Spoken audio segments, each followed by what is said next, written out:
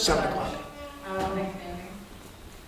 There's probably a bunch of people on Zoom, and that's probably why no one's here, because there's probably a bunch of people on Zoom. Maybe I'll let them in, right?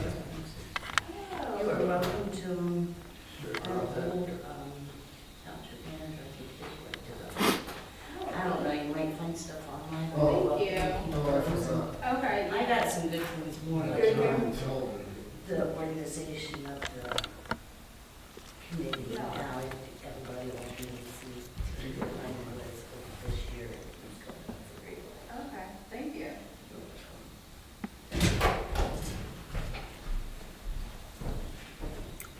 Yeah, I remember by your house the other day, man. I'm the guy that beat the woman. What's the matter? We were getting your mail last week. I remember by your house. Did you see me? And I think it was a big, I probably had the big black Yeah. Okay. Okay. That's the only spot you got there. I was wondering who that was. You look familiar. I was your neighbor. That's always a I live down the street, Rockland Station. How are we gonna get it out there? How far from you? Okay. Yeah. And as far as I'm aware, the last survey that was done was in 2013. No? I mean, this, Because we did with the whole park land. yeah, it's part of that. We've got a lot of public input on that. Yeah. So But it was a survey? Yeah, there was definitely a survey that went out first. It was Am I part of, right, Ray? it was Did part of we the survey all jump. the? It's part of the jump. Yeah. Jump plan, and also prior to that, we did one. For the overall. For the 10-year. And that might have been the 23rd. Are you talking about comprehensive plan? Yeah. Yeah, that was 2013. That was, Yeah. Yeah. And not only Was it, maybe at the same time, there was the overall township comp plan, and then there was jump. There were two separate. You guys started before 20. That's kind of where I was heading with that email that I sent out. I mean, I was actually reading more and more of that stuff before I came here. I actually saw a great letter that Ray wrote, describing a lot of opportunities for trails. People with that letter, Ray? yeah, Good, because I was going to ask you to talk about it maybe in March. I didn't want to side on you tonight. But, okay, I'd like to call this meeting to order. And I would like to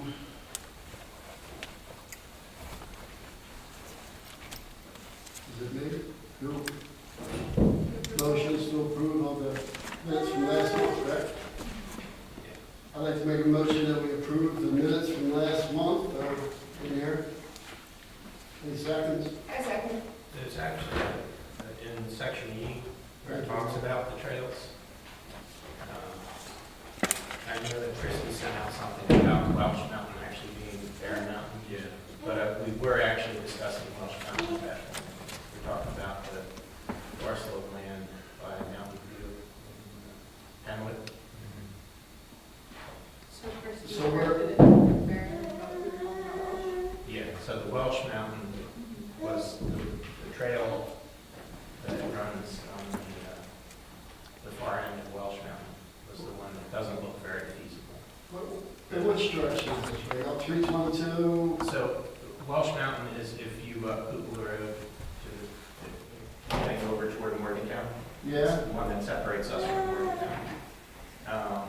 You know where the Penwood development is? You can cross over.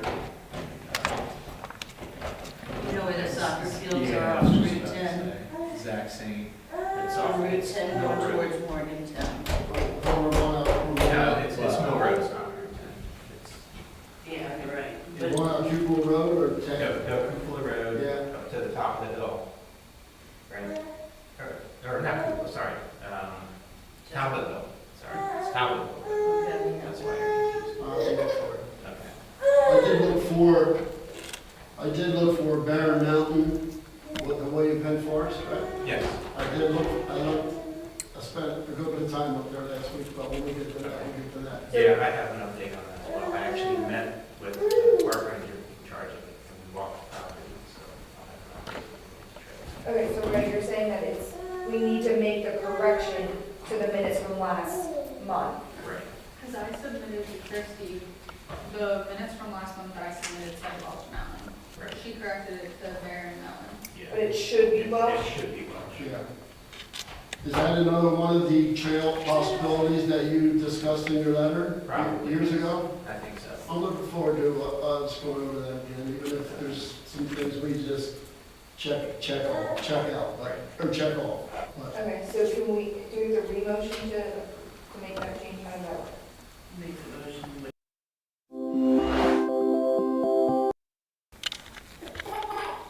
I second it. All those in favor? Thanks, Ray. All right, we have an open forum. Jerry?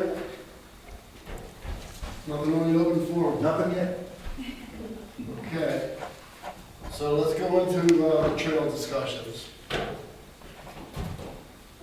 Right? Yeah, so I met with Rick Hartley, is his name. I'm sorry? Rick Hartley, Richard Hartley.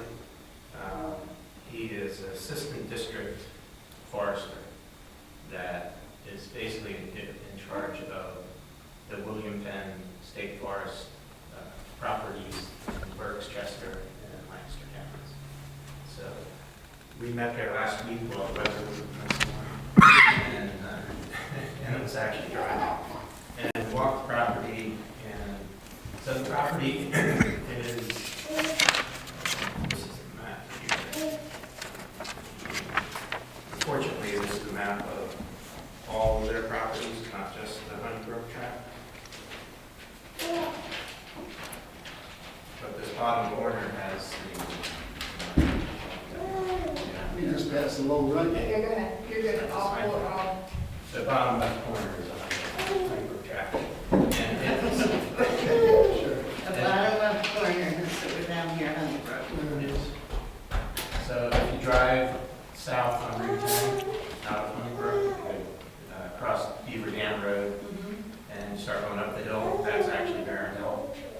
And when you come to that point where it kind of makes like a 90-degree turn to the right, that's where Hill Road intersects with Route 10. Make the left on Hill Road there, and there used to be a campground on the left. And that property is now owned by the state.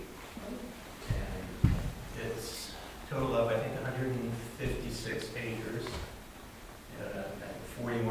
42 acres of it are in our township. That's great. And so I was talking to him about any type of partnerships, with local municipalities. He said they do encourage that. They have a couple other properties where the local townships are involved.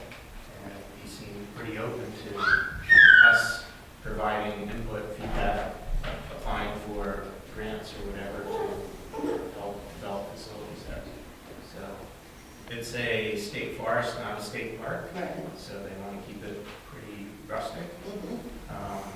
So the plan right now is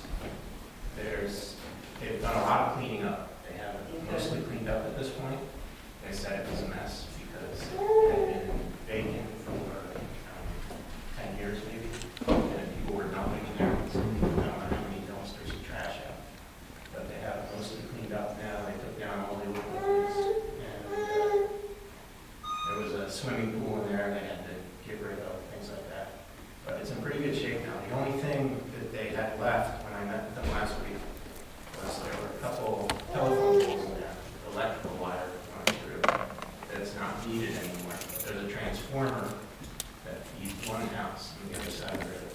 So they need to wait for electric company to coordinate with all the other utilities to get that transformer moved and get those poles out there.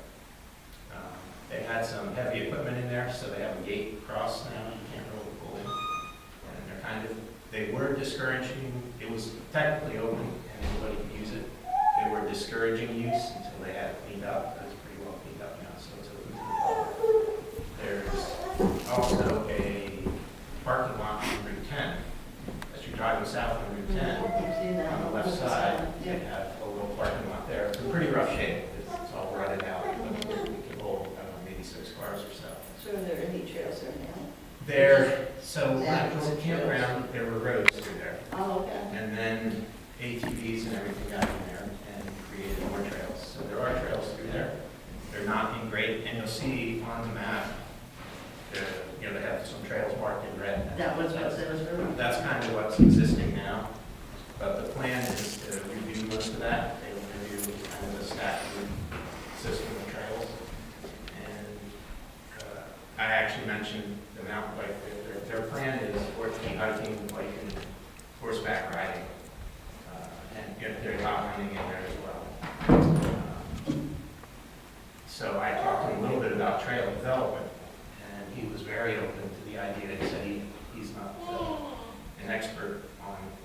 trails by any means. So he encouraged me to go talk to the mountain bike team and builders in the area and give him some advice. And maybe even get somebody in there to probably going to mark out where we think trails should go, get his approval. He seemed very open to the idea of us going in there and doing stuff.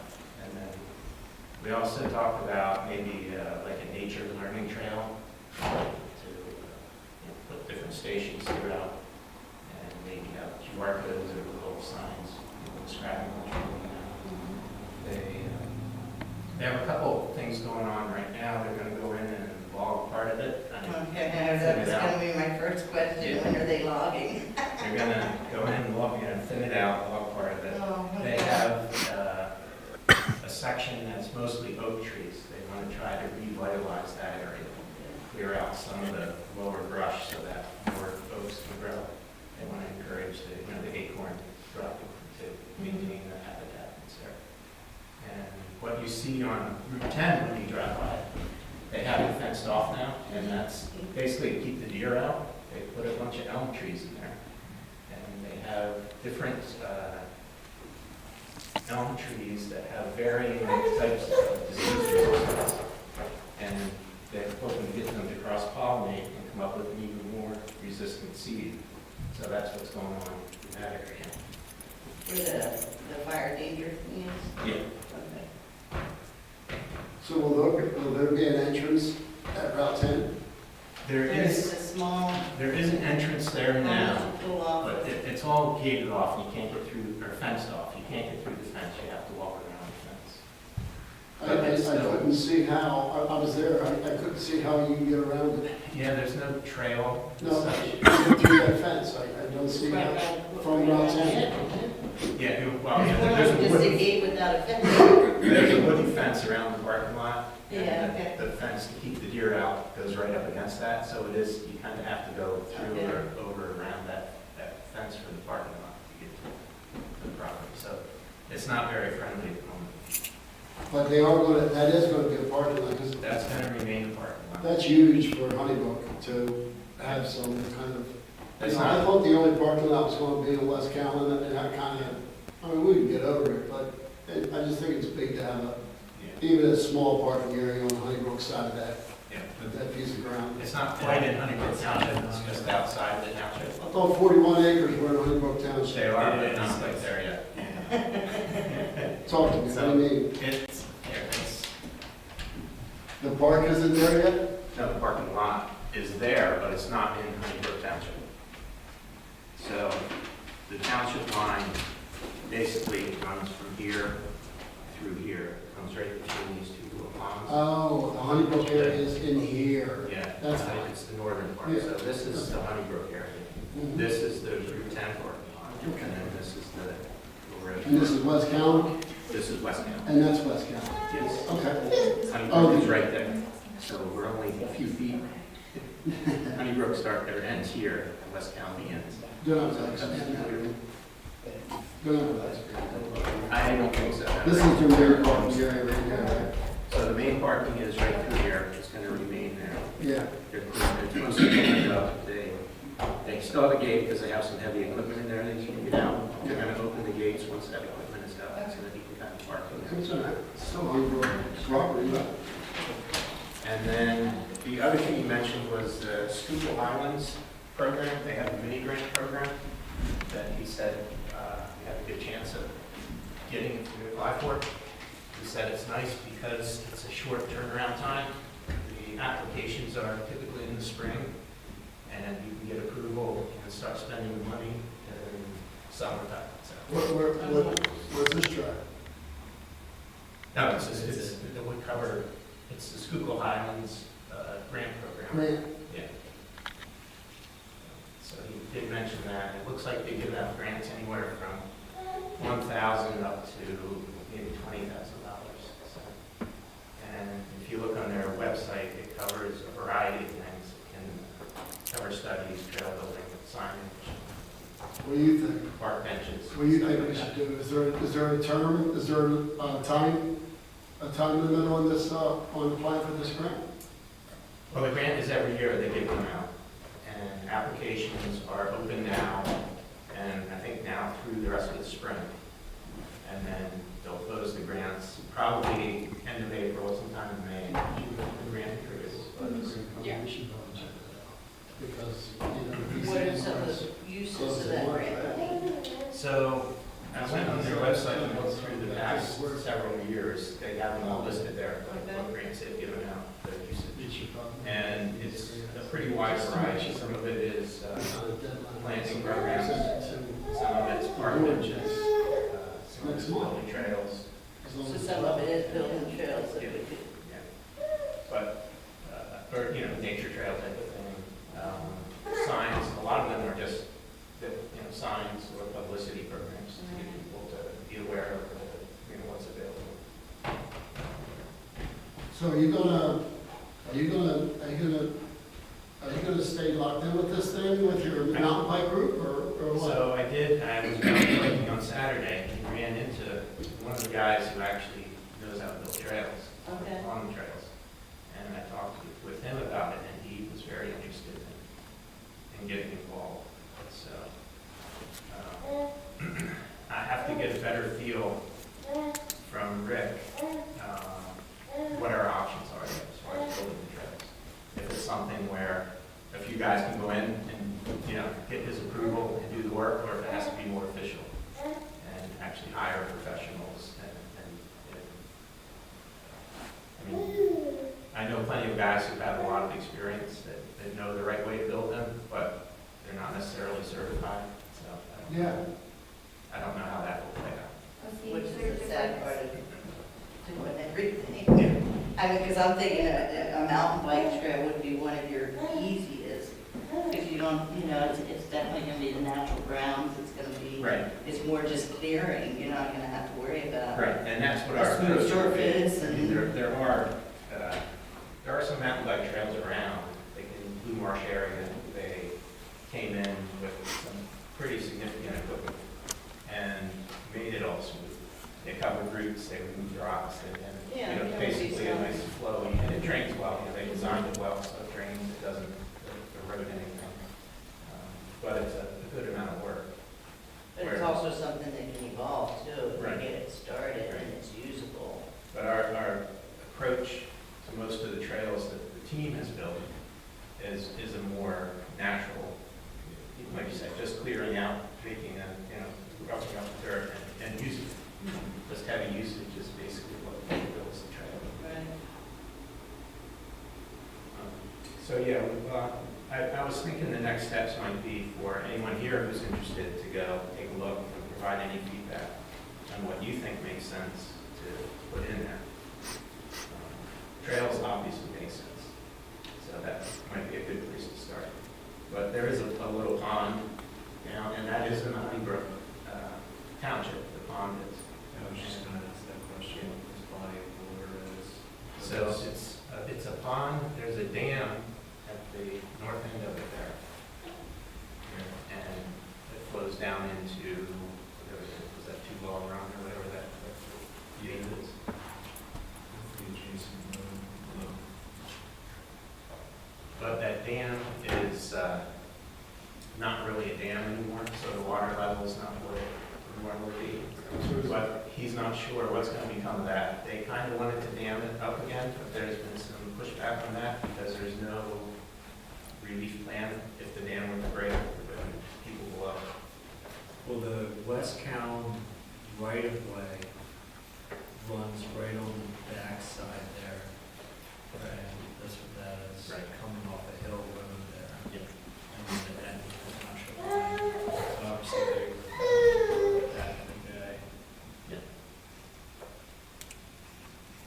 But he said they put up some cameras on the property to see what was going on and keep an eye on it. Yeah. And they said that they have seen some people's kids down there fishing.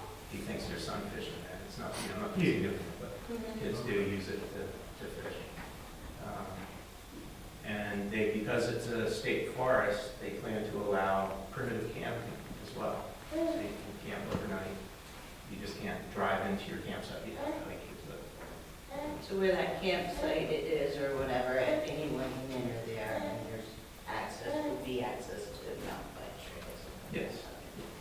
So that, yeah, that's kind of what I envision is, if we apply for grants and put money into it, it would make sense maybe for it to be the Huntingburg portion of it, which is where the pond is. So maybe some, park benches and trails down in that area, or a nature trail down there around the pond would make sense.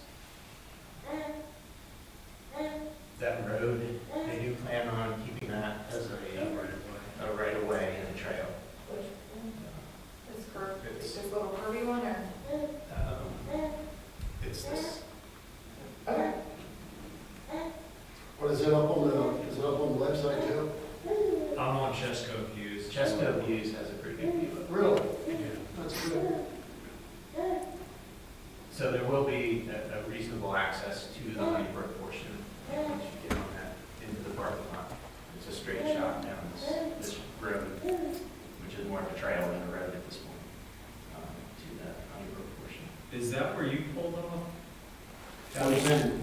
You were on 10, you didn't go on Hill Road. I did, I drove up there, but like, as Ray said, there was barriers up, and I saw heavy equipment in there, and it looked like it was an emergency entrance at this point, more than a public entrance. Yeah, it is a public entrance. He said they put the gate up to stop the dumping. People were dumping trash there. I could have walked in. You could walk in. Oh, I can't wait. They do have no parking signs there. They tell you not to block the gate. So he told me if I go there, you gotta kind of park as much to the side as you can. You can park right in front of the gate.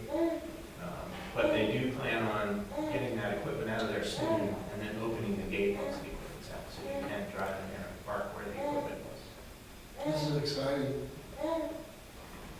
Something we always wanted, right?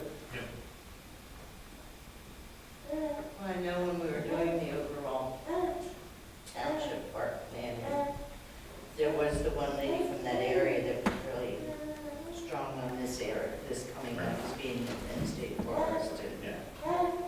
And the other exciting part about it is across the street on the other side of Hill Road is a county-owned property, Hatfield West property.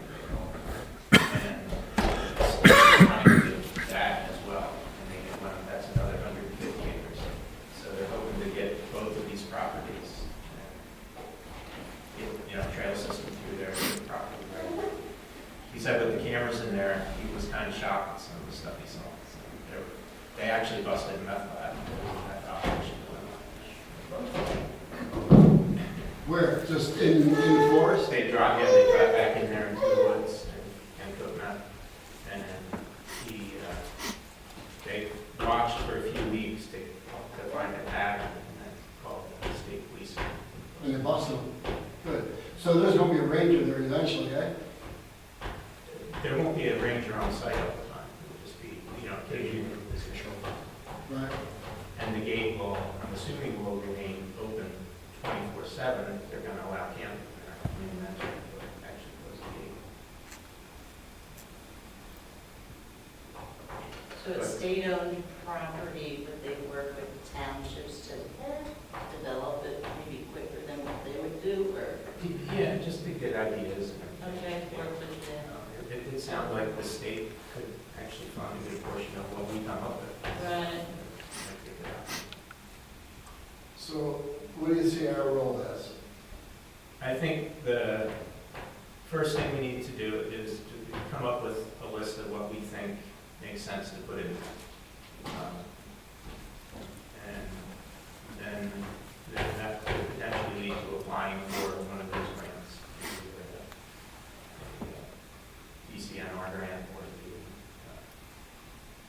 the Schuylkill Islands type of grant to try and get these matching funds for anything that we want to do. So we should visit it. I think visiting it first makes a And lot of then, sense. and then keep that in mind, with that in mind, of What would you like what to we see? think. Yeah. That it could be really well suited for it. Or Yeah. what would be, yeah. And he said they saw some horse activity in there as well. Actually, Amish, they had some Amish horseback riders through there that they saw on the cameras. That's not the hidden Amish trail that they avoid the hill, is it? There's a hidden trail from here to somewhere, I don't know. like Coatesville area, and they say it's a hidden trail. Yeah. Just keeps them off the road. Yeah. Yeah. Said there was even in the, not this snow, the snow before that we got, there was a horse-drawn sleigh. That'd be cool. Well, just that even having that resource of the state forest for them, just the fact that it's open to us, that wasn't part of our total comp plan, except that resource. Right. You know, it's like, wow. Yeah, it actually That's gives us some huge. trails, we have no Yeah. trails right Right. I think it's priceless. You get that big piece of land, and a lot. So yeah, I'm gonna continue talks with the mountain bike team to see what their interest is. And there are a couple, Burke's Trail Works and the Bamba Mountain Biking Association that have a good amount of trail building experience that we can contact and see if we want to work through them or with them, or if we can be less formal, just try to do what we think makes sense. What they have now is not good. There are a bunch of trails in there, but they're just, you know, kid decided to ride a motorcycle. So a lot of it's washed out. And you can see, if you look at the topography of the property, it's kind of high on the ends and dips in the middle. All the water kind of drains down to the center, into the pond, and then continues on. And one of the main trails is right at that little point, which makes no sense at all. That is good. For mountain bike trails, what is it good? Like, how many miles is it good? So that's what I was looking at. I think we could pretty easily get 5 or 6 miles in there. Okay. And I think because of the topography and the size, well, what would be exciting is if they got more property on the other side, and that could all of a sudden become 12 miles of trail. Mm-hmm. But I think it makes sense to keep it as a relatively beginner to intermediate level trail system, Right. because you won't attract, you know, with 6 miles of trail, you're not going to attract the hardcore mountain bike rider. But it would be a very good place for us to start the kids that join the mountain biking team that are beginners. That's kind of my vision for it, is make it a relatively easy, flowy trail system, which would be good for, you know, equestrian and hiking as well. And everyone shares the trails? Yes. And that would make it a good training place for us to get kids up to speed before they try to tackle one of the trails. Plus, then it would be suitable for a family that's not a mountain trail, it would be more adventurous family. And there's some out there. And I did, you know, I asked him about doing new pavilions and picnic tables and things like that. He said the picnic tables and fire pits, they do plan on doing, you know, because they want to have a couple, because they're going to allow camping. They want to have a couple kind of primitive campsites on a flat, you know, spot and throw a fire ring on it and maybe a picnic table. But they'll also, you know, you can also just camp wherever you want, find a spot and camp. So is this something that we'll just bring up monthly, or is this something if there's something earth-shattering, we can communicate by email? Yeah, I think, I don't know if, as far as visiting it, if we all want to kind of do that independently, or if we want to get together and do it. I don't know how big a group we're allowed to have, discuss these things outside of the public. Yeah. Well, what did Lauren say, as long as you're not talking business, you're fact finding. That's what true. you're doing, and just going out and finding facts. So if we want to, yeah, try to get together as a It group. is not soggy. Yeah, either not soggy or frozen. Yeah. All right, well, you know, after we catch our breath, if someone wants to put an email out and throw a few days out there, we'll see if we can all agree on, or see how big of a group we can get for one of the days that we put out there. Weekends or, you know, whatever you guys want to do. It's starting to get pretty long. Yeah, It's good for the clocks back again. so I'm game with it, so. So I think too, with these action items that I'm putting, it's important that somebody's assigned to that. So, you know, something happens. Somebody will be in charge of coordinating That's why the email going that. out. Yeah, in terms of sending an email and. I would say let Ray start with Yeah. 50 days, because we definitely want in there. Yeah, I can do it. Thanks. And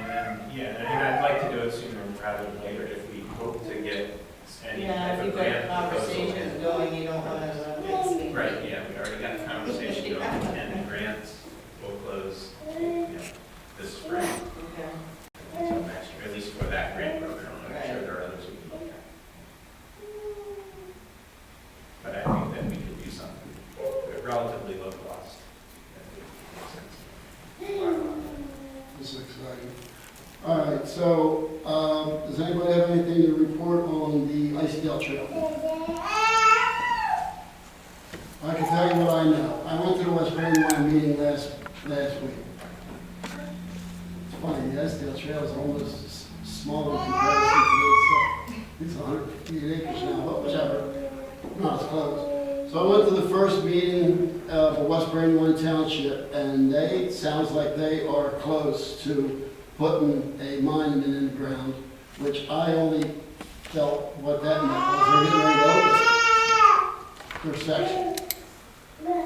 They were talking about putting a spike in the ground or stone. They were trying to figure out what kind of monument they were going to put in to, I guess, open it or to inaugurate it or whatever you do with the trail, right?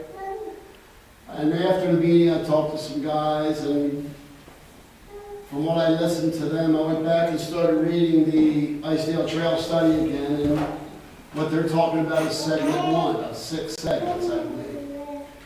So they evidently got the easement from the oil companies.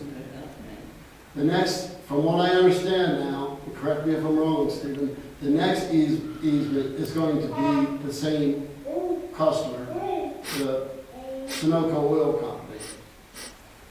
Then they're the two easy ones. That sounds like, I don't want to say they're easy because that's always backfires. But it seems like common sense. I didn't use common sense, but if they gave the easement to West Brandywine, wouldn't they give the easement to Honeybrook too? I'm sure it would. Yeah. You need to ask. So I brought that up at the meeting yesterday, and I said, I asked, what's the next step at the Board of Supervisors meeting, and they told us that once it's a done deal with West Brandywine, they felt like they could then go in and be, the next step would be for us to go in and extend it. So I would call that movement. Yeah. So, and I keep looking at that too, and because you guys were talking about right away under the bridge and how much difficult it is going to be once they get to the big area. So I really see what you guys, I see it, what you guys were talking about, I see it more clearly now. Have you walked that railroad bed? I want to so bad, but I don't want to break the law. Yeah. I've walked it. Believe me, I've broken more laws than be quiet, you're on. There are a lot of people that walk it. It gets a good amount Well, of I mean, the fact that there's a lot of people walking, that's encouraging for me. And there are I would be the only also one. ATVs and stuff in there as well. Huh? There are also, there's ATV and motorcycle Okay. activity on there as well. I stopped at the entrance and I saw 2 or 3 no trespassing signs, and I wanted so bad to go around, but I honored the no trespassing signs. And I walked with Brandywine Conservancy, and actually one of the supervisors at the time from West Brandywine. And it's really nice. Is it? Yeah, you get back there. So they say if you stay along the river, we almost have a right, it's an easier right of way. Is that how I read that? Well, the railroad bed is probably the best bet. I don't know if the railroad bed is part of Sunoco Logistics property, or if they got an easement just north of the railroad bed on their property. I'm not sure how that worked out. Right. So I don't know if they're actually going to use it. Once you get down to it, it's nice. It's really a nice walk. That's great. And you do get to a point,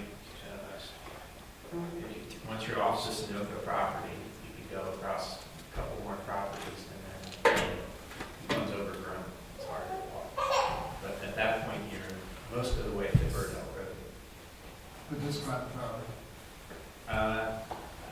Some of it is private, a good amount of it's private property. You're crossing over there's a bunch of skinny parcels that run along there.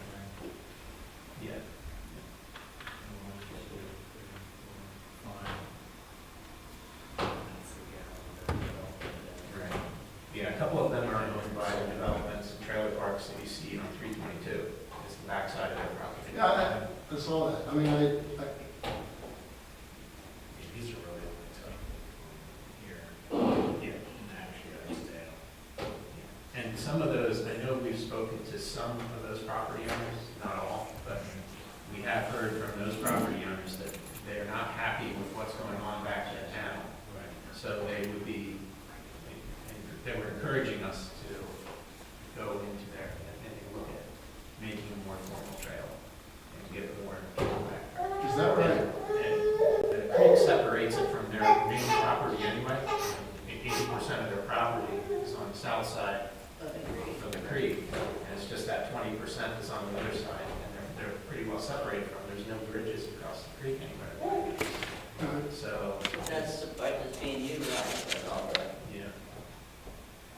where we're. And West Brandywine actually has police force as well, so they were talking about potentially patrolling even up into the Brook side if we continue to patrol up, we could actually get some eyes on the trail occasionally.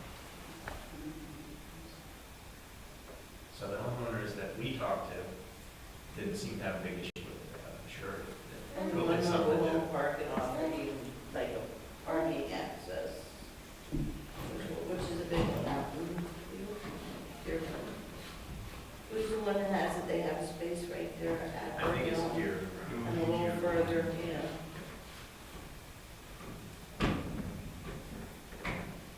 So, Where yeah. do you see our role in that, right? Well, I think the first thing is to talk to Sunoco Logistics and try to get the same easement that West Brandywine got. And that should, I believe there was no exchange, the government just gave it to them, so that should be easy for the supervisors to approve. Please have that done. But the township, First step done. the township takes care of the easements, though, right? Yeah, we won't write up anything there. We We'll just make just suggestions. suggest it to the supervisors and, Warren or whoever should pursue the easement. So I guess once they formally open the segment one, What's that? Well, you got some here, Right. transition. These are both owned by the state. Right. Yeah, So the trails actually belong to Sunoco as opposed to the state. right, I think it is, yes. And is that where the easement comes in? Right. Yeah, and that's kind of maintained by the fishing code right now. Right, that would be the same as these water. So then really you're looking at that development, and these file landowners Right. before you can get to, would you consider that big lobby, the trail? That guy, that's Silver. That is, that's the old railroad bed. And some of these sections, they show as being owned by the county or the state, so I don't know if I trust it. That would be a Right. confirm what has I to be think done. they're different now, New Jersey there. New Jersey. And right at Burdell Road, there's a house on the railroad bed. So it's The, there's your Chester County. right there, the house is actually on the railroad, the old railroad bed. So we have to go around that somehow. That's why I was saying that, that's where it becomes challenging, is once we hit Burdell Road. And then the crossing over hill. Well, crossings. You can take it on, yeah. so the work that you did, and because you're so, the reason why, you're familiar with it because that was part of your, the Greenway work that you guys did for the plans? Even after that, we did a feasibility study Good guy still. for the Icedale Trail. Oh, and, right, There's an official I saw it. feasibility study that was done by Brandywine I read it. for that trail. The Greenway Conservancy, Right. yeah. Did they fund that? We got a matching fund, I believe, right? Wasn't it 50? I think we got a matching fund from the state. I think it was maybe a $25,000 thing. We paid 12 for it, and the state paid 12. Who applied We for haven't your had guys' to really funds? worry about that. Who did the work applying for your funds? I think that the previous township manager. Steve Landis? Is she doing a lot, or? Steve did it, maybe. Okay. Or maybe Brandy on the Conservancy did it. I don't know. A little bit of a conflict. I believe, Gee. I believe the township is gonna have help writing grants. So any ideas we have for grants, let's not be afraid to, let's get them on the table. And if we need to go, present them at a board of supervisors meeting, or even, just meet with Warren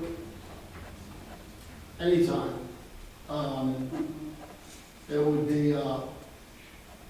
be good for us to get some grants in the pipeline, if that's, if that'll help. Yeah, some, like the DCNR grant is what we have for Storybook, right? Or Skate park. the skate park. Yeah, So I believe we have to spend that That's before we can apply for another one of those. yep, they're already doing that, they're doing the soil testing, they reported on the soil testing yesterday, they got a variance for drainage because of because of that field below the Right. parking lot, and, that sounds like progress. I, believe we're gonna have, what did we ask for, a plan or something? And they told us after they had the study, they would give us the plan, right? Yeah, so, one clarification, at the meeting last night, they said that, you can apply to you can have multiple DCNR applications submitted at one time. However, you must be actively working towards completing one. Okay. So, I would assume we can be applying right now for We other already- ones, and you can have multiple, yeah. Right. So, If we apply for multiple, though, they're only going to pick one, right? They're competing against each other. Right now, we have the one for the tennis courts, and pickleball courts, and basketball courts, resurfacing. And that's DCNR, or that's separate? Yes, it's DCNR, right? yeah. And that'll be decided by, I thought he said March, right? Yeah, it's a pretty quick turnaround from what it sounded like. I would have to ask for a more specific answer, but they did state that there would be multiple applications at one time, and it didn't sound like it didn't sound like they were competing against each other, but.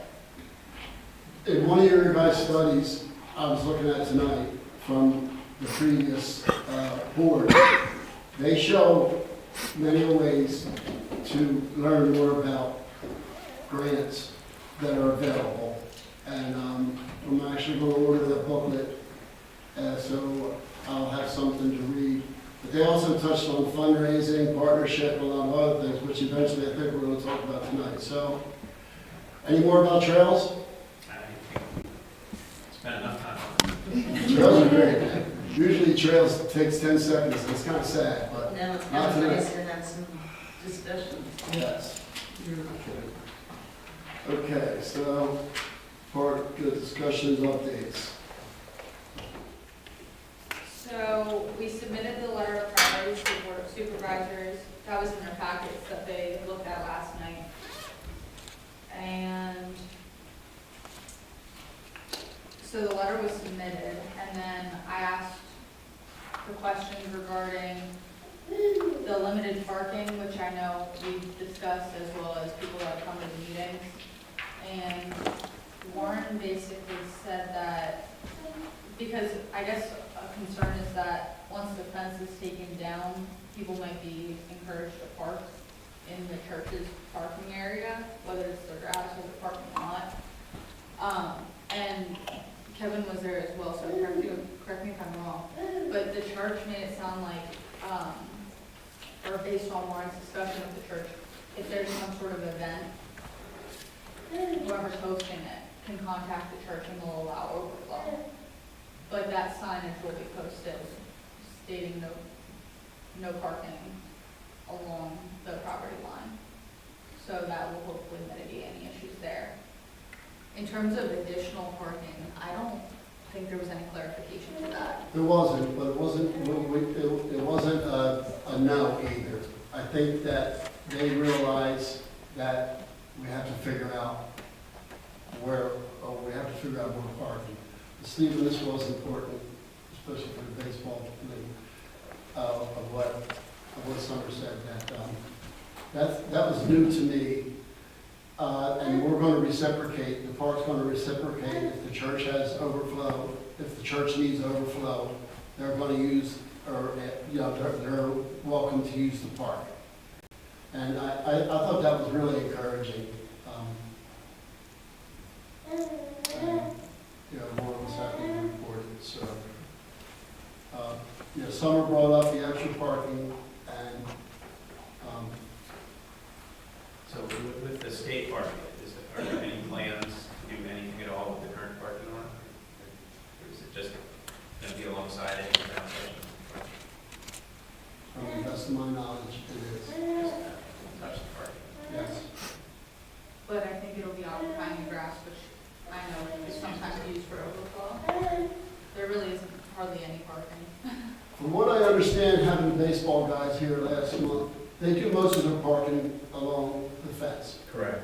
which is, on one side, I wish it was better, but that's probably the high ground. It is. So, for now, we're gonna have to live with it. Yeah. And I don't know, if, I don't know if it's necessarily something that we should push to the side though, because it seems like that's a big concern for residents that have come to our meetings and whatnot. Parking, Yeah, like I don't I don't I think think so we either. should continue to push Yeah. towards figuring out a solution. Especially too, Kevin brought up the issue of the handicap parking and how a lot of times people that are not handicapped are taking up those spaces.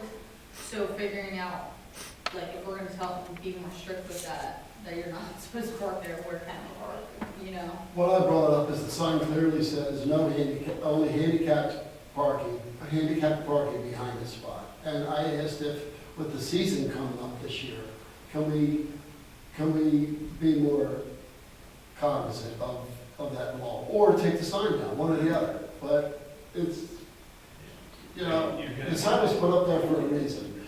I understand that the baseball guys need to drive the trucks off there and drop off equipment. I thought that was very legitimate. That's never an issue for us. Yeah, there I we go. mean, if you want to say anything, this is utilized, the upper spot by the pickleball players. They'll park all along the grass. Right. We don't even need to utilize that spot. That's actually further away from our fields, Right, hence why we park field right. fence line. Should we look at making that parking lot instead of grass? I should have brought my print up. So this is where they park along this fence line here. If you go over there the Tuesday, Right. Thursdays, this is where they're parking laterally. Yeah, they pull in there and nose up against the Fence. fence. Yep. So they'll still be able to do that without going on the property of the church. Correct. Yeah. Once But- the fence is gone, that'd be a lot easier for them. Fence is Go on on. to the church. Yeah, it's gone now. They really have no reason to come any further. They're just pulling out to get any turnarounds and out they go. Yeah, Or like one person did it, so then everybody else thought it was okay, and now it's just. Oh, yeah, some people if you did. go up there on Tuesday and Thursday, there's 10, 15 cars up And there. that's what they said last night, the roadmaster was here at the meeting, and Warren said that, they kind of like communicated across the room. And it was like, well, we know which groups are there at certain times, it's a matter of going there and telling them, this is handicap parking, so please don't park there. So Right. it sounded like they were gonna take action on that. yeah, it's not like they're gonna send a letter or an email to the group. So oddly enough, if you were to probably count spaces, we're probably void of maybe even a handicap spot, to be honest with you, based off of the number of parking. And this could just be a more recent code. I believe once you surpass 60, you need 3 You handicap talking about spots. the ADA? Just handicap spots and stalls. So right now, they're utilizing essentially an offload with 2 spots. And it's based off of,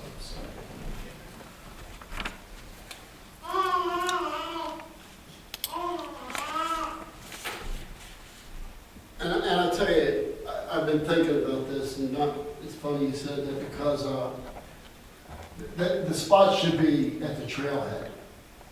I don't think there are spots at the trailhead. it's probably accessibility to the restroom is why they're positioned where they are, to be honest with you.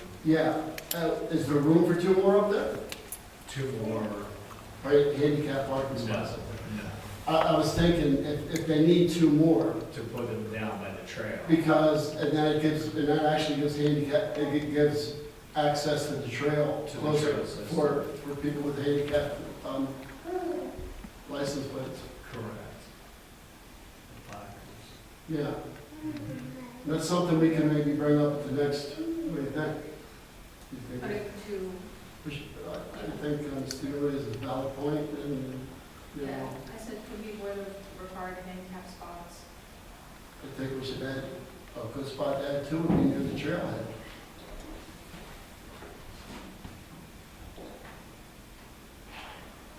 So I think that's what we discussed regarding parking. That was it, right? Yeah. Disc golf course, we presented the idea. There was a little bit of pushback just in regards to pursuing something additional to the park when there's so many restorations. So even if that was worksheets, because we have the worksheets here, it's a really rough estimate of the cost. This is in no means final, but, And this is just one.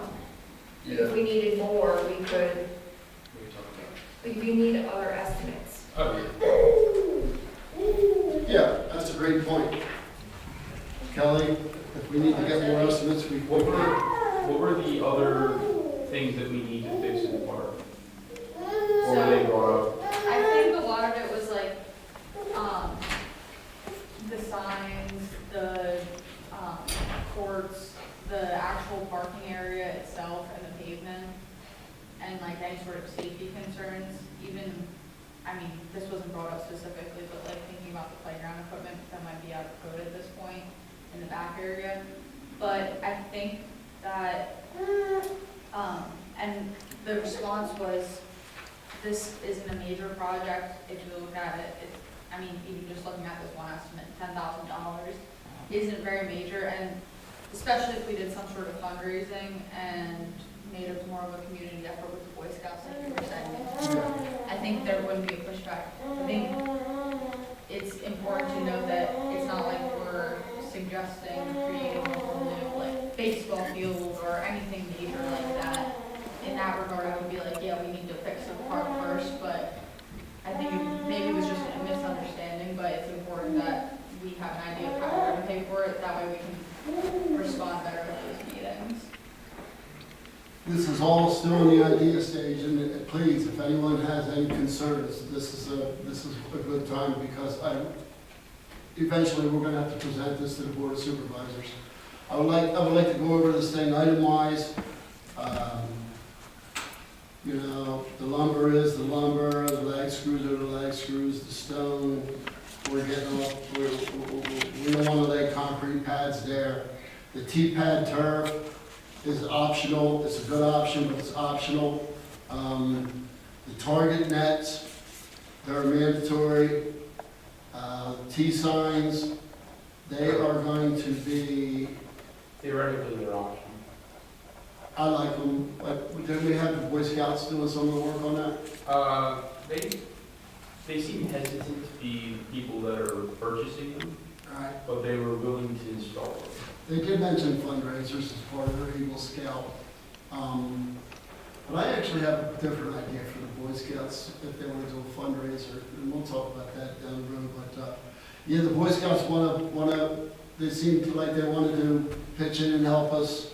I guess we'll probably be purchasing some of this equipment, and they'll be helping to install it. the two big items are the T-pad turf and the targets.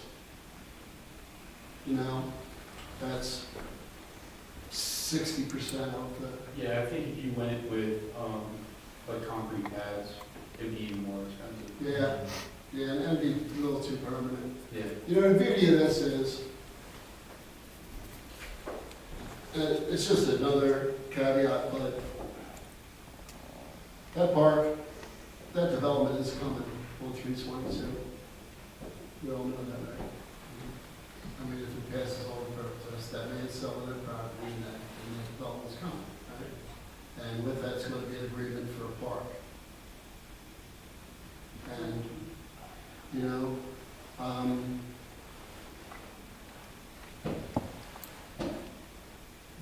if, you know, if, as a backup plan, you know, if we could always start or move the disc golf course to the new park too, where there'll be a little bit more land. Now, Joe walked this land with me. I encourage everyone else, anybody wants to come and go for a walk down there, I'd be glad to go. We walked it a couple times. Joe's been in contact with, Joe, you want to take over? Yeah, so I contacted a few people that are kind of experts in design and installation of disc golf courses. Because first we were talking about concrete pad, they said it looks a little bit better, more natural if you go with like a stone pad with a turf covering so that it kind of doesn't stick out in the park as badly. So what he did is he went through and just gave us a rough like budgetary estimate. And then what I did was I went through and figured out all the other materials that we had, and that's what this quote is, or this estimate is. Yeah, so that's basically all this is. It's just a general idea of what it could cost to build. I think in the quote that he gave us, he added some cost for his time, but in this that we don't have any of that. So he also, I talked to him today. He's very willing to work with us. He says that there's not really a lot of options for disc golf in this area. There's a couple of them. I think he said there's one in French Creek. I think there's one in downtown or something, but there's nothing like in this general vicinity. So he said it was a good opportunity. It's not going to be a full-size disc golf course. Like he's talking about 110 acres that he's putting 18 holes on. Right. We have 3, maybe it might be like 3 acres back there in the woods to put this little tiny course in. So it's something that's kind of passive. We shouldn't have to do a whole lot of upkeep to it. So the big cost would be putting it in. Like the turf has a 3-year warranty to start with. So, I mean, you're talking about something that isn't too expensive to put in and then isn't very expensive to maintain. Yeah. So It's going to be based on the usage, really.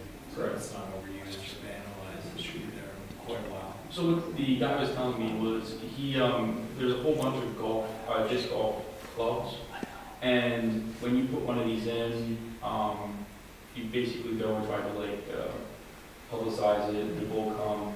And a lot of times, a disc golf like club in the area will actually take over.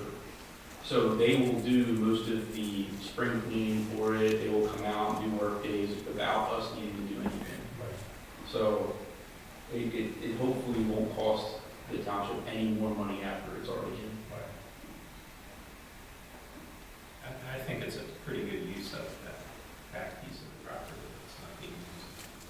So even if we were to get another park, 322, this might be a good, better spot. I mean, you can't necessarily get the line, you can't get 18 holes in it, but I think it's a pretty good use of otherwise useless property. I agree. And that's who they are, disc golfers. They all wear $200 sneakers, man. They're down there with their boots and their jeans and a backpack. So, and that's what you're gonna need to play this course because it gets a little swampy down there. Something's coming up though, and we may have to change the layout. We're gonna have to figure out what the relationship's gonna be with that neighbor who has the electrified fence there. And, I'm not gonna assume anything, but, I'm gonna ask the township about, how we go about, because, one of the golf holes, I apologize for not bringing the, my layout. I had it, right? And I had clips for the clipboard. I was gonna clip it up. I had it here last month. And I thought I'd bring it again. And I left the house and it was 10 minutes till 7. And I'm like, man, if I turn around, I'm not gonna be there. The cameraman, I know he's gonna be waiting in the parking lot. So, I didn't bring the layout. I'll bring it next month though. But the layout may change because there's a hole that runs along that property line. And if we're not allowed to retrieve these discs, well, then we'll just have to change the layout. And I'm 100% open to however this works out. And we could always somehow change it so that you're going back and forth and you're not going along that property line at all. So you're either shooting towards it, which hopefully you don't overshoot it, and you keep 15, 20 yards away from that line. Yeah. And then you don't have to use that whole lane. Because that's usually what a frisbee does. It veers left or right, and it's a lot like regular It golf. never goes as long as you want it to. Yeah. So once we find out what our relationship is, then we'll modify the layout. And I did talk to him. He might stop by tomorrow to go walk the area, because what he didn't want us to do is start this whole process and then if he came in to help us for a couple of days, like, there's nothing in here. Like, you guys need to don't waste your money. So he might stop by and look at it, walk the area, and say, okay, yeah, you have enough here, or you don't. I think that's a good start to have someone who knows. Yeah. did you send him the layout? I did, and he said that the layout looks pretty good as is, but, when you're looking at it from Google Earth. He needs to get down there and Yeah. get and see what's going on. Yep. That's good news, Joe. Yep. You good? What do you think from here? Just wait to hear from this guy, maybe you can put out an email? Or- Yeah, I'll talk to him if he comes by tomorrow.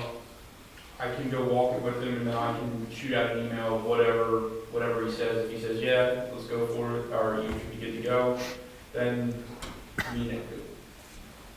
I would say we can go a little bit farther. I don't know if the township has access to any of these materials. Like, I don't know if they have, piles of stone that we can use, or if, 4x6s or 4x4s are just something that they standardly buy. So some of these costs will be a lot cheaper if they have that material anyway. And I believe when you said you talked to Warren, the guys that work for the township seemed interested in helping or doing it, right? It wasn't something that we would have to contract out or. Nope. The pads themselves, I think you probably wouldn't want the scouts to do a whole lot. We were talking the truth, 9. Ironically, there's 9 kids in it, so 9 kids digging 4 inches, and I think these are like 13 by 6 pads. I mean, that can take them. One could take a day. So if you have the guys in the township come by with a backhoe, they could get you go very quickly. So yeah. Yeah, no, that's huge if we can get a volunteer. Yeah, they were definitely willing to put in the nets. The nets just go in. Basically, the guy says you just take a 5-gallon bucket with a couple of things of concrete, and there's a sleeve that you put in, and then the nets just go into the sleeve and get locked in. So You bury the bucket. you bury the bucket, and if you play the course like 4 or 5 times, like, I don't like where that is, you just dig the bucket up and move it. So it's not something that's ever permanent that we can't remove, we don't want to. So, like, what we were worried about is if you dig a hole, you fill it with concrete, and you have everything concrete in, the only way to get rid of it is to, like, take it back and dig it up. But now, I mean, you can just shovel the full bucket out and move it. The same thing with pads, if you went concrete, then it's permanent. If you go stone, 10 years from now, they wanted to put something else in that area, we can just pick it up. We can even just pick it up and move it over to the other park if it doesn't work out here. Yeah, that's what I thought. And I'm sure it will. I mean, I think it will. It's a cool little layout. I think the biggest thing would be to, once it's done, is to get the word out about it. Publicize it, make sure that people know that it exists, because it's hard enough to get back. I mean, with that fence or that, yeah, I think I sent you guys an email, like, you should get rid of that and be able to walk. But we walked back there, and I don't know what happened, but there's like a mudslide that went across the paved area, and it was like 3 or 4 inches of mud on the walking path right behind it. And then I think the township, when they went back to pull the fence out, they couldn't drive on the pavement, so they drove on the grass, and there's like dually tracks all through the grass, so they turfed it, just trying to do their job. So if you had removable bowers, you could literally just unlock them, move, and drive down the path when you needed it. But No, that's, that issue's alive. We're gonna find out. I mean, listening to them last night, I don't see that cinder block, I don't see that big concrete block getting moved. I don't think that's as big of an issue. I You just can walk don't. past that. But you can't walk past that sign. You have to go in the grass, and when it's wet, it's miserable to walk in the grass around that sign. No, there's no reason why there shouldn't be a person-friendly barrier that's kind of maybe offset or something, so you can just go around it, but the trucks can't. And the answer is, well, they're gonna go around it. Well, of course they're gonna go around it, but that's not the point. The point is, we don't have to walk in the grass. Yeah, it's a walking path. Go walk in the mud. Walkable. Right now it's mud. I took the stroller through and it was, luckily the stroller is a jogging stroller. Got big wheels. It's got bigger wheels, but if you have an umbrella stroller, you're not, You're gonna be stuck in the mud. yeah. Chester Valley Trails has a barrier that a car can't drive through, but a person, a bicycle, or probably a horse can get around. So I'll take some pictures of it, and if we want it, and when we take this further at the BLS meeting, maybe I'll figure a way to show them our suggestion. That was within the letter that I submitted to them. Mhm. I think it's a matter of at the next meeting following up on it. Yep. To see, did you get a chance to review and what were your thoughts? Which is a great way for me to tell you guys that we're going to be joined by Miranda. Miranda's an intern who works inside the township office. She's going to join our group, and she is going to be a liaison between us and the Board of Supervisors. And we're going to be able to get quicker answers, and we're going to be, I just think she's going to be an asset, and she introduced herself. Well, I've met her before, but she told me last night at the Board of Supervisors meeting that she's starting with us in March. So,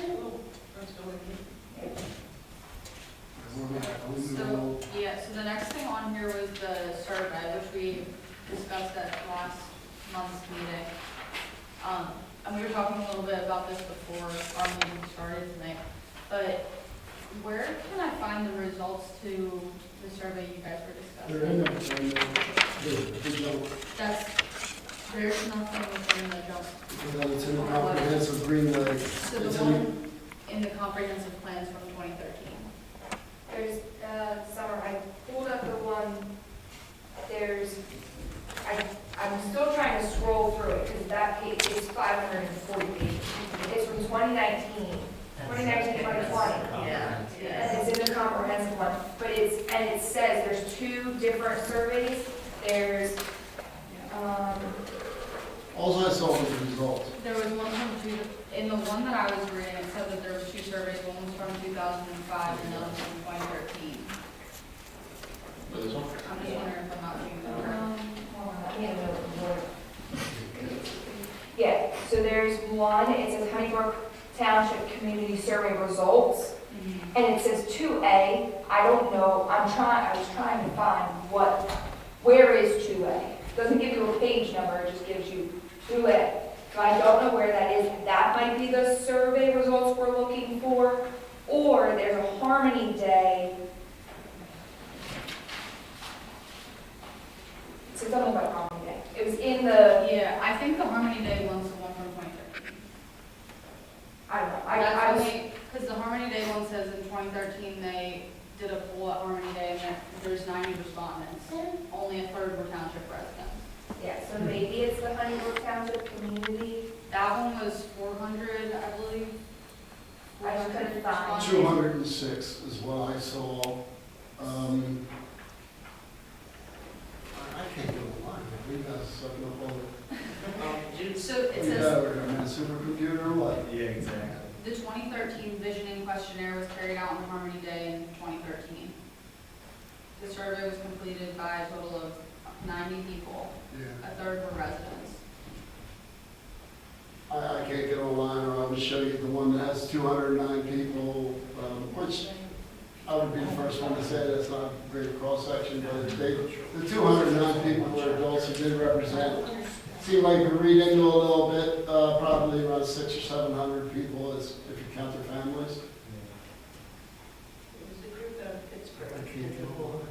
Yeah, Asher. You got me blocked, what? Asher.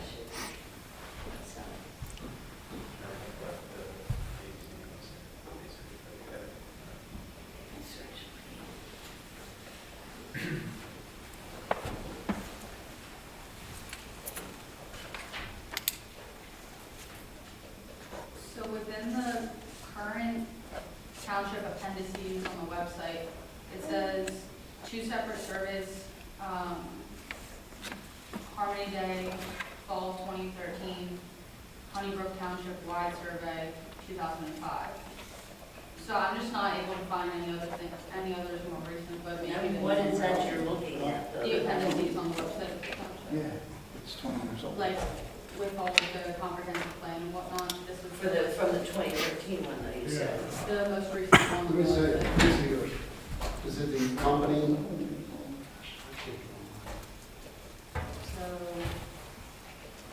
So this is the junk plan, and there's nothing, there's no survey mentioned throughout the document. So then I There's a was, whole other plan, yeah, that's why I can't find, what I can't find.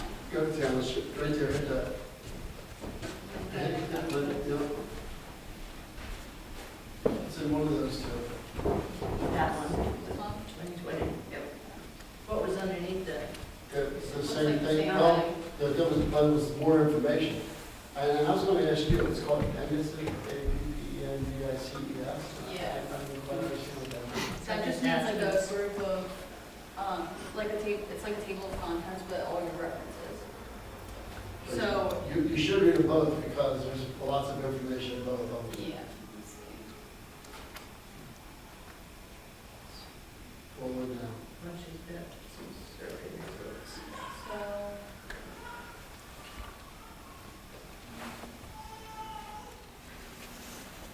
that's one of the Oh, that's your.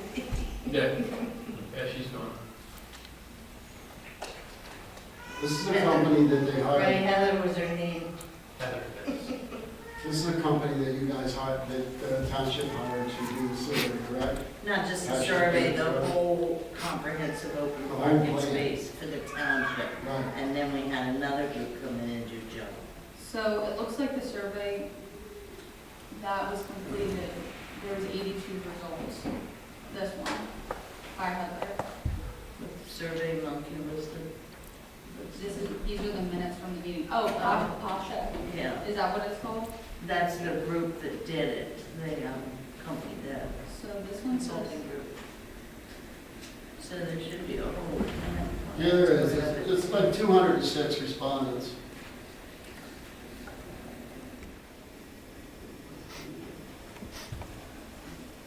oh yeah, I found that.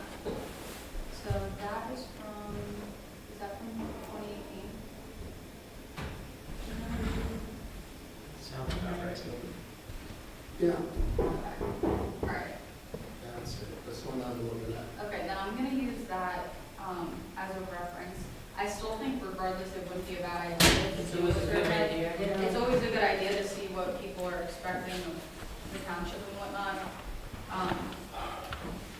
Would you guys agree with that? They do? Yes, because even that's 6 years ago.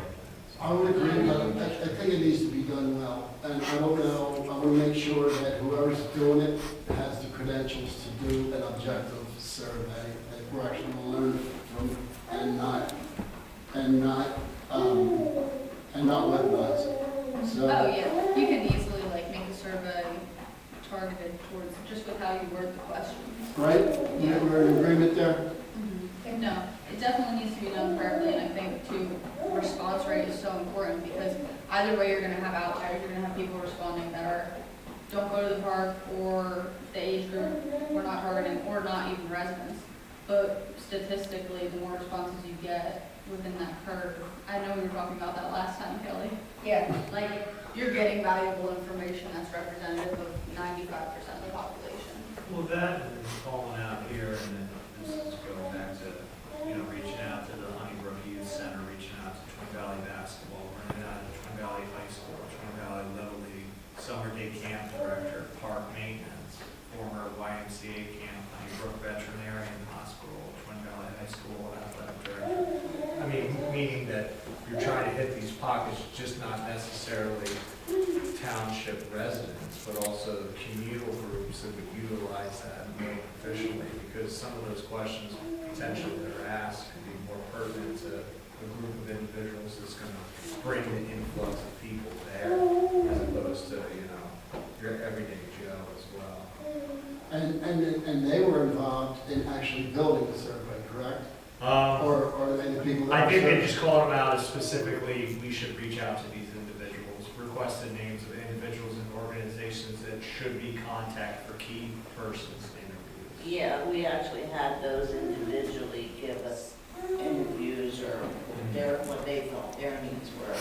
The survey itself, well, it said survey monkey, but I thought we did it some other way to try and reach out to the audience. Well, yeah, there were multiple methods. Yeah. But so we had, But with the that whole response comp still was plan, they consistent. did reach out to these groups to get it, what they called a key interview. You're the Yeah. spokesperson for this, how is the community, how we do that. They didn't individually participate in that, but there is their responses in other ways. I knew we had done another. Yeah. Yeah. So what do you think? What should we do?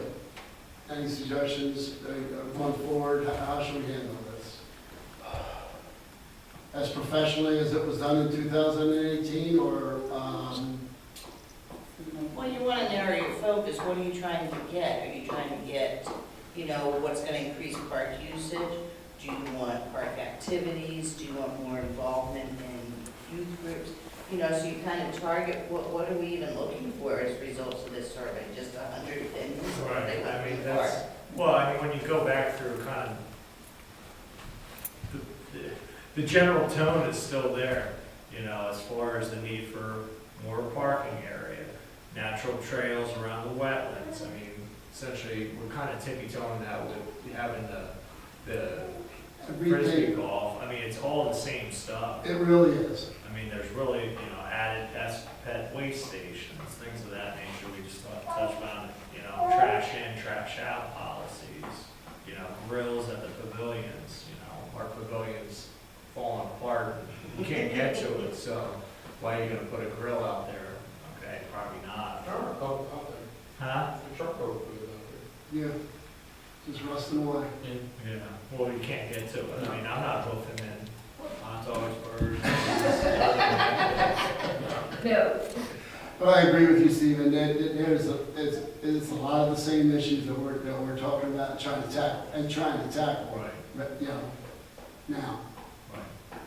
I think it's more so about gauging the public's priorities, because they might have changed since 5 or 6 years ago. True. I mean, it's just a simple one off the top of my head is I can't stand the entrance and exit. It's just screaming for an accident. Yeah. It has that little island there with the American flag that you kind of actually try to avoid. It's in the way. It's in the way. I mean, you're We're avoiding. going to put that in the worst spot. Yeah. Hey, So like, I mean, that's, of anything with that park, that's the only thing I'd really say other than defer. Can we have a little subcommittee for this survey? I mean, it's called out in this. This was a subcommittee. Excuse me? This was a subcommittee in past history. It was a survey committee. Can we? I'd Anybody? like to be a part of it. Yeah. I feel pretty passionate about doing a survey just because I think it's a great way to, like, we have our thoughts up here, but it's really important that we're taking into consideration the people that we want to encourage to go to the park. And I think too, doing it, I don't know if we necessarily need to do it in this formal of a manner, but like, throughout all the clubs and whatnot that I've been involved in, we've done countless surveys. I had to do it once for a statistics class with like thousands of results, and it's not that hard to get responses. You just have to make the survey available and not a pain to fill out, I think. What do you think about subcommittee? Are you want to do it yourself? Oh, I'd like to, if anybody's I can- willing to. Can we get some volunteers? Get math teacher involved. Yeah, for all. Anybody else? Sounds good. And I think we'll too, like, we'll still run it by everybody, but Oh, yeah. I just, All right. Yeah, I think it's definitely going to, and even, we haven't done one since COVID. yeah, that's So changed a lot. It changed the way Yeah. people use parks. It's true. What people work from home. We're still planning for it. All right, cool. How do you want to distribute it? So I was, Oh, go ahead. Sorry. I have a question for you. Yeah. You want to propose these surveys and all that. A lot of people don't even get them, number one. Number two, how about getting the taxpayer role and letting them know what's going on as far as your programs, how much it's going to cost? What does the taxpayers want for the community as well? I think A that's lot of other communities do send out to the taxpayers what's going on and how much it's gonna cost, and you either vote on it, whether you can afford it or you can't. I think that's what the survey is going to do, get out to the taxpayers.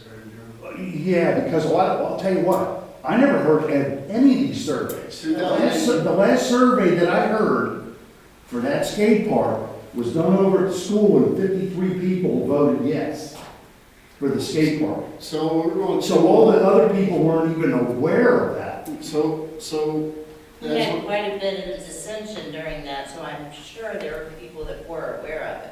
Whether it's city or I'll tell you what, township. communication, since we don't buy the Daily Baca News, it's $3.50 a paper. That's, we get all our stuff off of social media and voice of mouth, or, you know what I mean? It's sad out there what's going on. we can't do anything about the past, but we're going to see if the best way, affordability-wise, to. Yeah, that's all. to I'm get it not, out- I'm just, excuse me. you know, To get it out to most people. I already had this conversation, and it would cost $5,000 to mail it out, so we're probably not going to mail it out, but that's fine.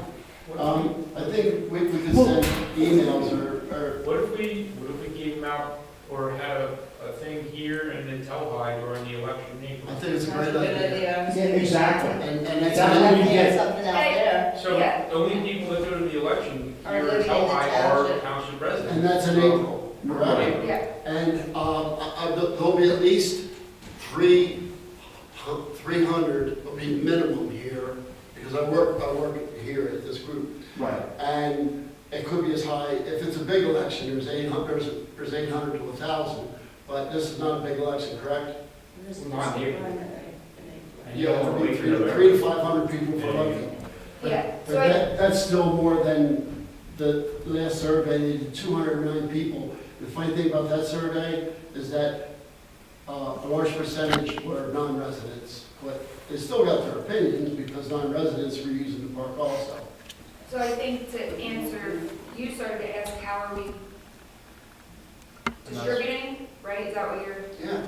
I think between Sunrise and the whole board, it's gonna be, you know, how do we reach the most people? Is it through social media? through social media? Right. Is it through, Because you have tools now that we didn't have years ago. yeah, is it through sitting here at election day? And I mean, it's gonna be a lot of work, cross-referencing, are you voting twice? Like, if you are doing it through social media, but you're also here on election day.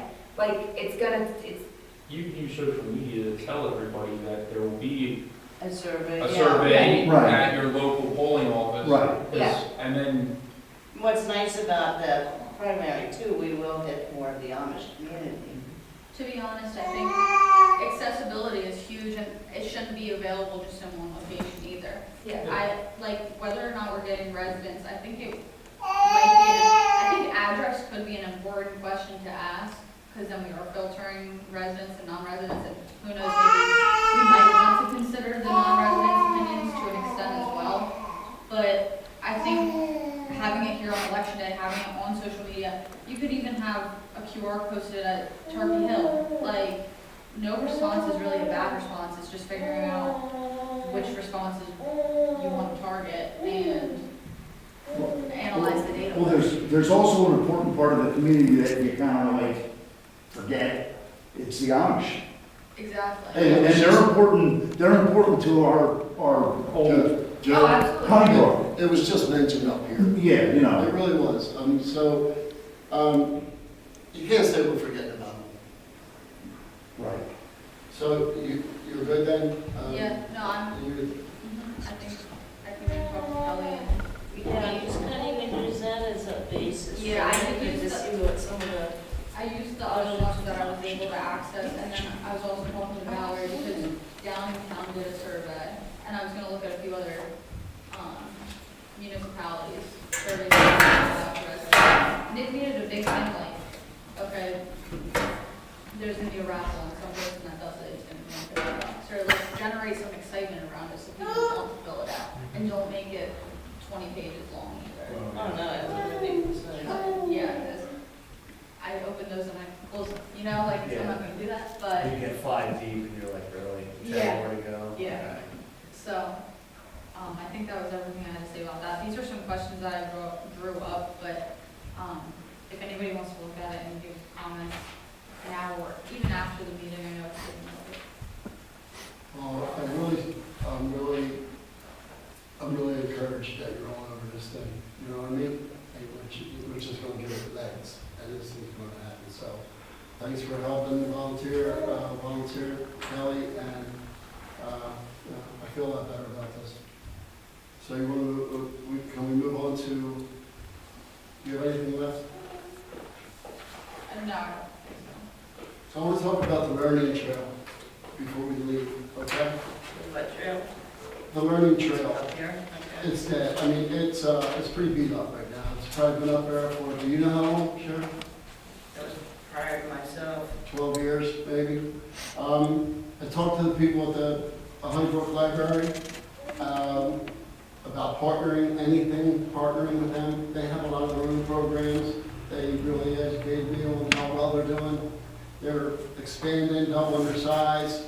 But they did see something potential in the future of redoing the learning trail and turning it into either the next generation learning trail or Storybook trail, which kind of brings the library on board. They do story times. I'll keep everybody informed. I talked to Kelly about it. I think Kelly hopefully is going to be able to lead the charge on that and connect with the library. And that also was in the JUMP program as far as improvements. One of the improvements was to upgrade the learning trail. It's funny how, like you were saying, go to the thing, and it's all the things we're trying to do, just more piecemeal, I guess. I think they work, I'm looking at it now, it's United Way that helps out with those kind of things. Yeah. And I was at the Struble Trail today, and they have upgraded theirs, and it is really nice. And it's, I took some pictures of it, and maybe I'll put them in a, something to send out to you guys. So, but yeah, we'll keep everyone abreast of that. That's our partnership with the library. I'd like to do more with them. But you gotta start somewhere, right? I want to move on to something that wasn't on the list, movie night. I need you there. I know Steve had talked about trying to make that happen with, the spring. Yeah. Yeah, we've always talked about just an opportunity to segue into the evening, because so often we're cut, especially early on, by sunset, and daylight, in the sports realm. You know, sometimes it's easier to get families together on a late Friday evening and just stay there, still do like, you know, whether it's hot dogs, popcorn, and just have one of these inflatable screens that you just throw in like a Sandlot, if you would, or some kind of wholesome family movie, if you would. But, I mean, it probably should be, if we go that way, like almost like a series, whether we call it like a summer series, whether it runs, you know, every other week or once a month kind of thing. But definitely for a community-based thing, and that's the only reason why I kind of step away from the baseball thing, because it kind of creates this exclusive kind of setting where it should be more community-based. Baseball thing would be a great way to kick it off. Yeah, oh yeah. That's the first one. When does baseball season? It's already underway. We're just indoors now. Okay. So when is opening day? Yeah, it's usually gonna be the first week in April. Okay. We're gonna probably balance that, let's see, I think that first is like a second, so it's a little premature.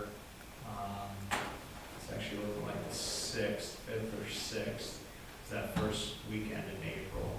I mean, it wouldn't be out of the realm that it happens then, but, you know, April's a tricky one. But yeah, I mean, once April hits, it's all, Yeah, okay, just to get it. yeah. When's it close? How hard was it? The rec season barely touches June.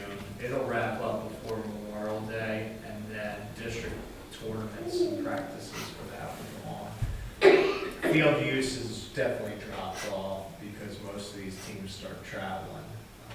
There, a couple intramural scrimmages perhaps, but nothing major. Sorry, I got. I'm sorry, Joe, what was it? We went to one in, East Netball, that was pronounced. we did one last year. I tried to get a hold of them and see how they did it, or it looked like they rented. Yeah, I have contacts. Rented all that, and then with that, it was nice, they had like, They have a local creamery that did ice cream. like, Oh, that's awesome. they brought, and then they had popcorn and stuff like that there that you could buy. Yep. So we were thinking of, like, could we use this as some kind of fundraiser like, for the food? Like, the movie has to be free Right, because of copyright laws. correct. But you could use it as a way to fundraise for the park. And then how would we, I mean, obviously use, probably if you're gonna do this, you're probably gonna get more borough people than you are gonna get township people, but, like, how do you advertise it besides social media? Like, I think, like, I pass, the church on 322. The township still has Always a has. website, believe it or not. I did see Movie that. nights. Yeah, and it says next date to be, Adjournment. So, would it be renting all that equipment and stuff from, would we have to present that to? We had a company that came in with all the equipment and the popcorn, Oh, that's cool. and they set it all up. We did, if you advertised the movie, you had to get license type stuff going, or if you're to make money from it, that kind of stuff. If you didn't advertise it with playing the Sandlot, we wouldn't need to do it. So Just you say said- free movie night. Okay, that's good. How do you draw the person with just free movie night? Now, some of the Sandlots, we were getting current movies, so obviously those fees were a lot higher, and that's kind of where we were at. Yeah, what did we want? Pussy moves. Yeah.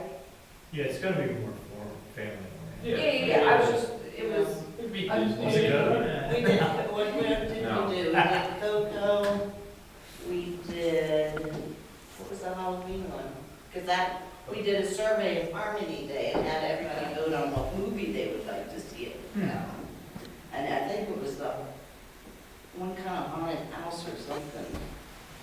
Because it was Halloween, we waited, Was we it any did. right action with animation?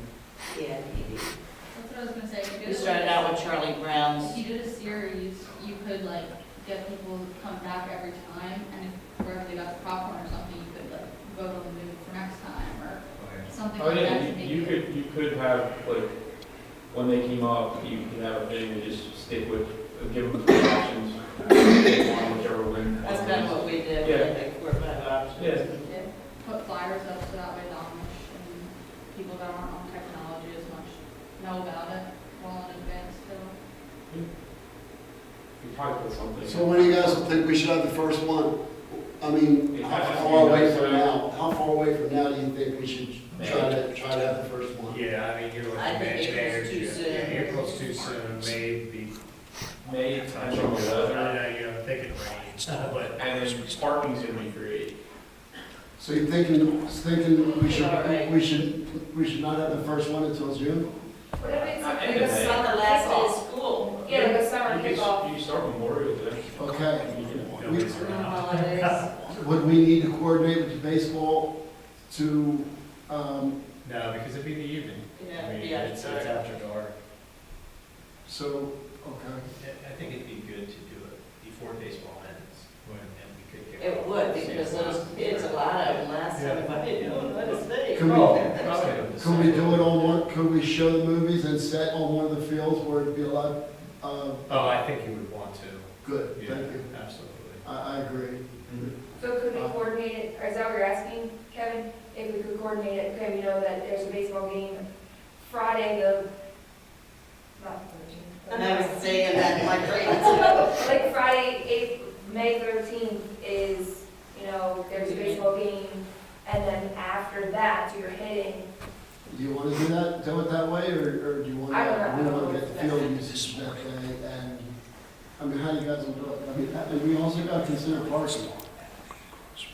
And the expense. We didn't. How full does the parking lot get Could we talk to the church? on a regular? Since Yeah, they're making and it the better. church has offered Or some regular meetings nights. too, so I know. It wouldn't be maybe bad, that- because it wouldn't be a game, and if it's it would be a one-off single game night anyway, even if it was. Well, you would make sure it was just a single game night? We could easily, and to be honest, because of the allure of an evening game, we'll be up in Morgantown. We have Friendship Park, or whatever that park is, Carnarvon Township, has lights, so we try to utilize that as much as we can. Would we, before you make your schedule, would we need to coordinate our movie nights with baseball nights? I would reserve it, yeah, because that's how we go about reserving our field time, is we reserve it through the township, but I think we would have first refusal. It's the way I look at it, and baseball would have to coordinate around our schedules. Yeah, I just don't want you guys to pick a spot. I mean, I think we should get our spots, we should figure out our spots so we can be able to, so baseball would be able to schedule too.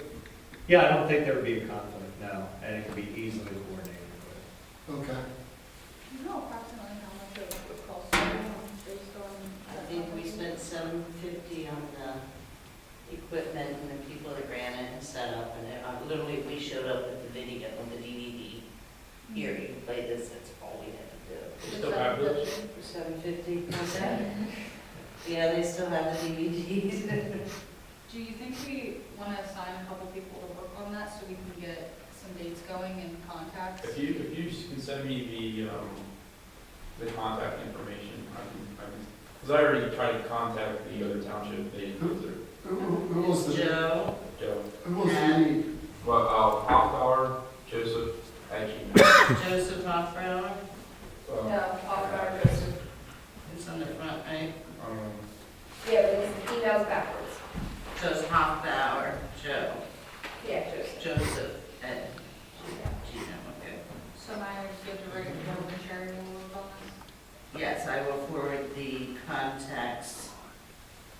Good, thank you. I'll be glad to do anything that you need on movie nights. Do we need to get permit, like, so we have to go to the township board and ask for money for this? Because if we That's take probably out- in the budget from previous years, because they never really canned it, and if it's still showing up on there. Because they do have an activities budget, that some of that stuff was it's good that it's still on the website. Yeah. No, I can't say no, but I don't think they wanted that, I was just, that's funny. And I'm happy, Joe, to work with the schedule. Yeah. I mean, I'm at the field for field maintenance, and that's kind of my thing, so I'm pretty heady with the schedules. Yeah, I think essentially we have to talk to whoever and see what availability they have. And then we probably should see where we have, you don't want to try to cross with other townships that are doing the same thing or areas that are doing the same thing. I know there's a church on 322 that it seems like every month they have one. down towards me all. No, Yeah, way. One this way too, then. Yeah, I come by it all the time. It's like It's coming up the hill after East ECU, yeah. Oh, okay. And they always have like a movie night, but we probably don't want to try to overlap as much as possible. There's an even more important one now. I mean, I was reading the jump report, and Gateway Church has filled in the gaps since we stopped doing movie night. They're now doing movie night. I'm hoping it's monthly, but it's something we should just consider so we have it on a different time than them also. Oh, Gateway Church, why don't we try partnering with them and doing as a combined movie night? On their property? In Gateway right here? Yeah. Yeah, Everyone's they so actually sad. had brought down, like, we did it in the park, but they had brought down, they had readers or something there, and they brought down the trailer. Yeah, I mean, I think we should definitely try to see if we can get vendors to come for food. Or if we and did stuff. on their property, it'd be even better in the back with all that parking. Kind of like doing it on a baseball field, man. I mean, that's exciting, Or but what if we, I mean, if But, we're well, it trying to doesn't matter, partner right? with them, we swap them or something, like, June, we do it Wherever here. you can get Yeah. the most people. Right. Yeah, So- whatever. So if you get a chance, read the jump, I mean, or we could just ask them, but no, I'll find out what their schedule, movie schedules will be this season, and then I'll put out an email, and then that'll be information. If you want to partner with them, fine. Or if we want to just invite them over, along with all the other churches in Honeybrook, that'd be great, so That might be a good way to get some people, just all the churches. trying to figure out how to Something do that. closer.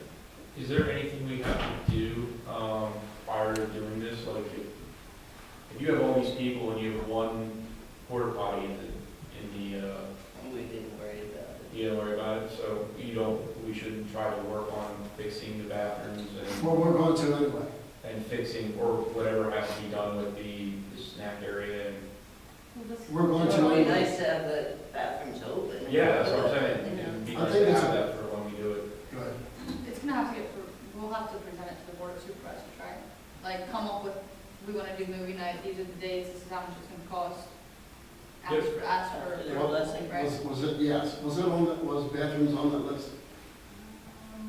I don't think it was determined as a priority. But because, They're not publicly open now, Right. so I don't remember the last time they were. they're not coming to. it comes up often. Yeah. Was it at one time baseball's responsibility? Well, it's part of the Remember? the lease agreement, yeah. Yep. So it's we open lease during all that games. building in the lease And agreement. you just keep them locked? Well, yeah, because we're not there. And plus, it's gonna cost a couple bucks to get those things up to date.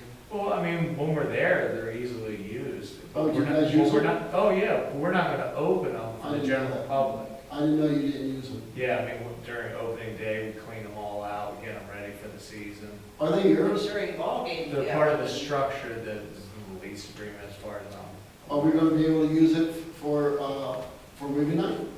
The snack bar? not the snack bar. I mean, that's a health code violation. I mean, you need a food We need handler. food handlers, yeah. If you're that's cooking, right, Just get a that's food right. truck. It's a job, yeah. If I you're mean, cooking, yeah. but if you're selling candy and Concessions, you know. and like That'd be Yeah, bad. candy soda. It would have to be wrapped, it can't be pre-made, Yep. that kind of stuff. Yeah, I mean, you could bring your own stock, or you could sell it for TBVA. Well, that's what we had talked about with maybe the prior individual, that it could be a good fundraiser. That's to what have we were the thinking, concession right. stand open, Is make we money could for the. use that to fundraise for the disc golf thing or whatever. So, would we be able to use the, would we need an agreement to, Yeah. use that facility? Or is that exclusively, in the lease, does it say exclusive? I don't know off the top of my head, but I don't see why it wouldn't. This is something maybe I should ask Warren, huh? Yeah, I don't know where they're at with the lease agreement, if they've renewed it. I believe they have. Supposedly, we were told last night that you guys will be, they were going down all the departments, and Twin Valley is, baseball is a department now, and they said that you guys would be there in March, so I assumed that they were going to talk about the lease. Yeah. But in the meantime, I can reach out to Warren and ask him about exclusivity with the bathrooms and the snack bar. Yeah, I mean, if you wanted to do a fundraiser, whether outside, but you couldn't, essentially, you couldn't use stock, so you'd have to bring in your own stuff. Yeah, we would use your stuff. Right, but, you know, there's a potential of nepotism or that, or For sure. so. Oh. And that'd be why we wouldn't be allowed to use it, because. Well, that's what I someone could might hear. take a Oh, couple yeah. hours. Oh, yeah. I mean, that would be a, Bag of M&Ms, it could be anything. Twizzlers, Twizzlers. Yeah. Water left on, we got a huge bill for that. Nobody knows how it was turned on, who turned it on, it was left on. Big water bill. Well, I mean, it's good that we find that out here, not, Yeah, we can scrap that idea, we just do it outside, not June. just bring tables, put stuff up for popcorn, and then, like you said, if Rita's wants to come down, or if we can talk to, September Farm or something, if they wanted to bring, they have a giant trailer. Do we, how does that help our They fundraiser? usually get, well, they get We like can talk to them and 10% see if they sales. can give us a percentage. Because I play golf with the owner there, and he seems like was on their land preservation committee in the beginning. He's a really good guy. I'm sure other people here know him too. I'd be glad to ask him if that's the direction we want to go. Yeah. Just let me know. Yeah. So for that, I have an action item. Joe, Steve, and Sherry will work on creating dates and forwarding contacts. That's fine. Thanks, guys. Appreciate it. One last thing, 'cause I know y'all ready to get out of there. It's been work, we had a 2 hour. It's the last thing, and this was Sherry's idea, so. Oh, what? We had that German technologies on us. Kickball day. I want to talk about kickball day. What are you talking about? No, it's Kids Park Day. Is there any potential for Kids Park Day this season? Or is it too late, or are we biting off more than? You're talking about the, like the daycare? I'm talking about what they used to have. Lee Heller, I was talking to Lee Heller. Tennis and camp. She was just so ecstatic about some of the things they used to do. Yeah.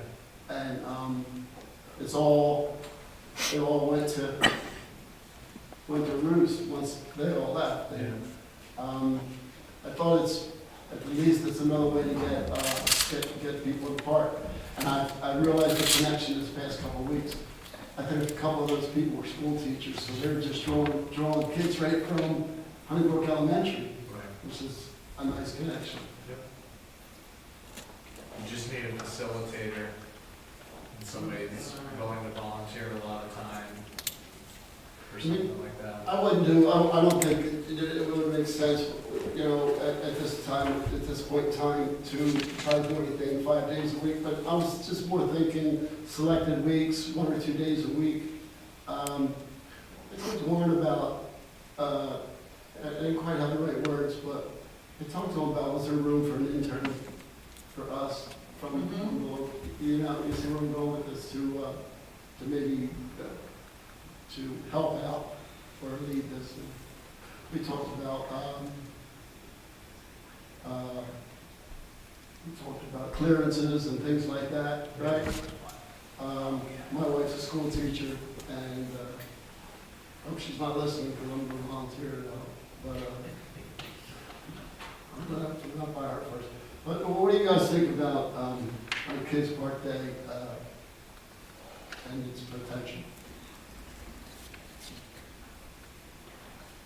I like the idea. I personally think it's a lot of dedication, and depending on what the program, you know, if you're talking a couple times a month, that's no big deal. But if you're talking about a reoccurring thing throughout the summer, it becomes a big lift, just logistically, bad weather days, parents not picking kids up, kind of stuff like that.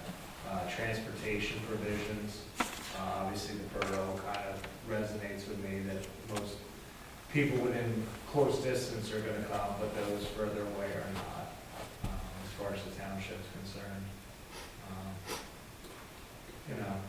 Is it a morning thing, is it an afternoon thing, is, inclement weather, cancellations, things like that. I mean, it's a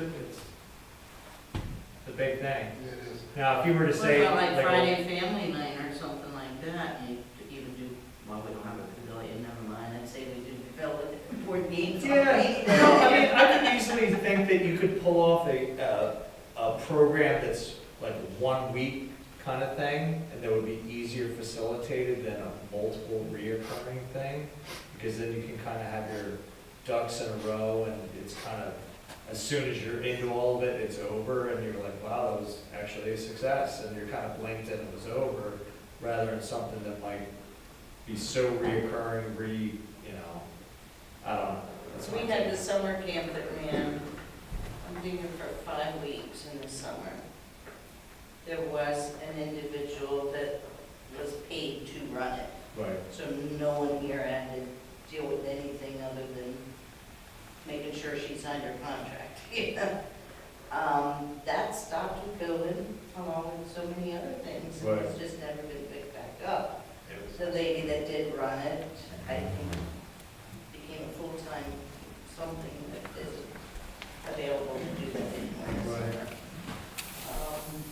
Warren had mentioned going to Westchester University to find someone majoring in that would want to run a summer camp for 5 weeks. Yeah, But you, like you said, you need someone that's gonna run it, that's gonna have all their appearances, that are gonna have everything that they need to deal with. and added help based off of registration, how many people, how many children you They were actually pretty have. full. I'd like to go back and look at the numbers. I know that last year they had it, they were quite, I think they were at full capacity most of the weeks.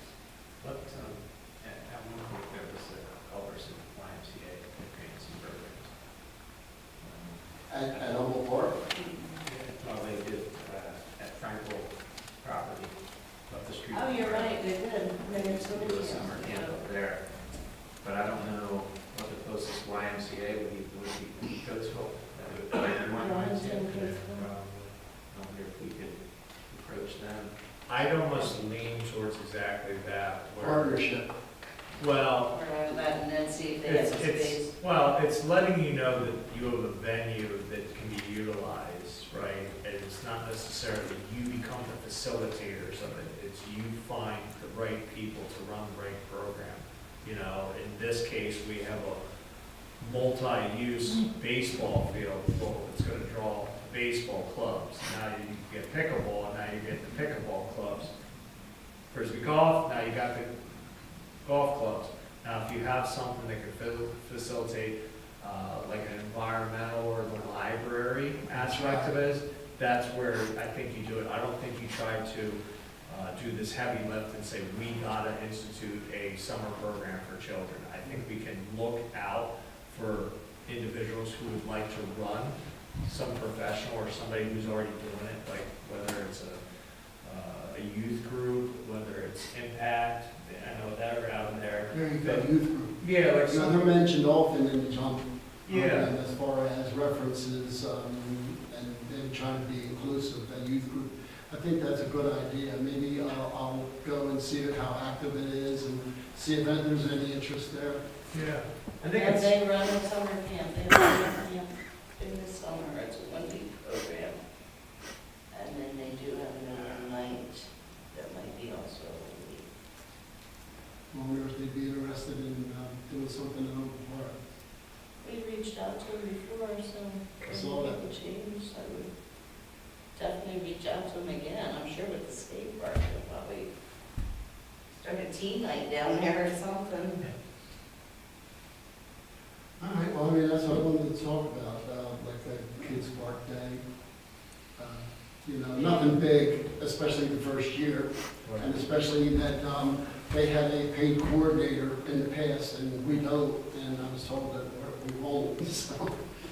We can bring programs in and make them around. We had talked, there was a lady that did raptures, and she would bring the raptors in, do an educational session. At that point, we were even up at Honeybrook Elementary, we were gonna use the gym. And I think COVID hit that year. We had it all lined up. Oh, I have to do that.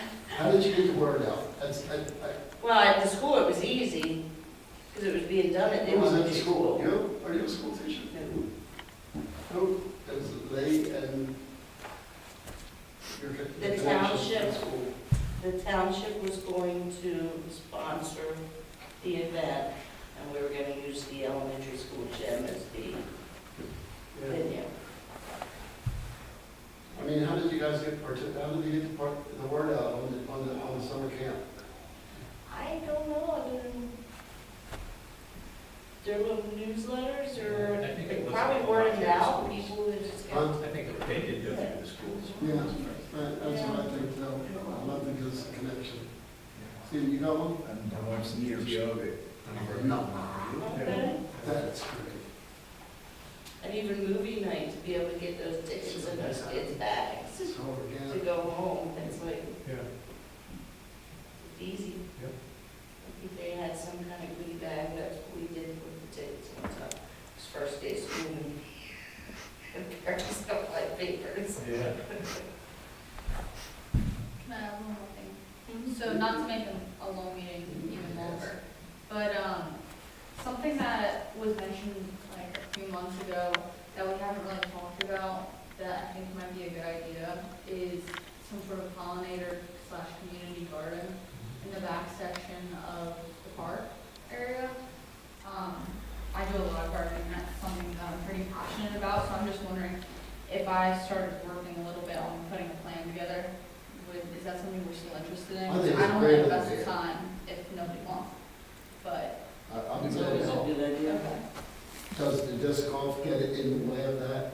I don't think so. I was kind of envisioning that back area where we had briefly mentioned like a dog run back route to the trail.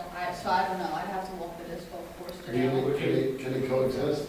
Yeah, I I think was so. about to gonna say, is it the CSA or is it pollinator habitat? So I'm thinking more, I thought about both, and doing something with edible food I think would cause some issues because with pests and disease and spraying and encouraging people to come eat stuff, I think the pollinator habitat's much easier, and if people want to cut the flowers, they can.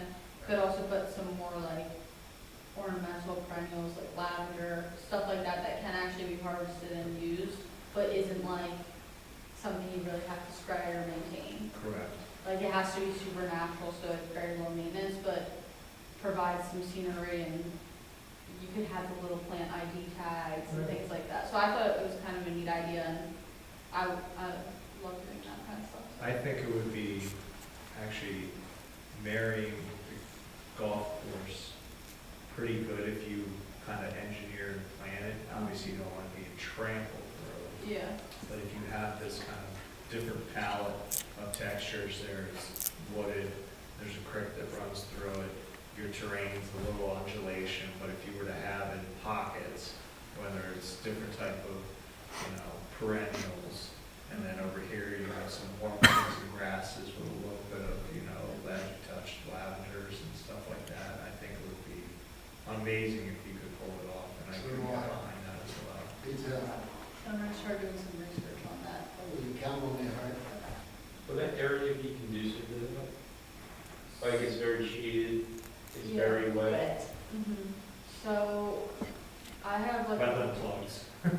Yeah, just Have a I field have to too. plan it with the right things. Lavender was what came to mind for me because I feel like that favors like a damper soil that a lot of other stuff doesn't grow in, but with the grasses and whatnot, I think it's a lot more sustainable to do a pollinator habitat rather than Correct. food. We have the field too. Yeah. We can start with some trees. Yeah. We have I the know where you field. can find some. Oh, man. I guess that's it, eh? You had a hand up, are you good? Can we help you? You guys were making some suggestions. I have several friends that one owns a farm that I talked to her that would come out and speak to the kids the importance of farming and,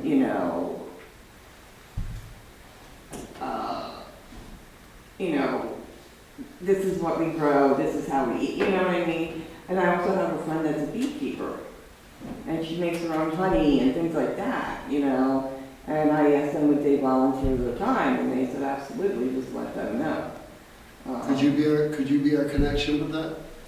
Yeah, they're my friends, I would do anything for So them. can we get your contact info? Because I think these are great ideas. Appreciate it. And this is kind of what I've been thinking about too, more of what do they do around here, out here in the country. Now, I'm a gardener too. I mean, I grow my own food. I don't necessarily eat it because I grow so much, but it's a therapy for me. Remember that in August. Yeah. Okay, well, appreciate it. Done that garden. Anybody in the field, anybody else on the floor? Anything to say? No, thanks for coming, appreciate it. Last year, I thought it was a Telheim group that took over. Was it Ty or did someone from New Hampshire do it? It was a group that we really. And then up front, in front of the parking place, that was a Randy Wine Conservancy. It's still got a sign up. It's a Yeah, riparian buffer. but they just cut out all the plugs. We didn't have a lot of, I think it was too ambitious of a project for the volunteers that we had.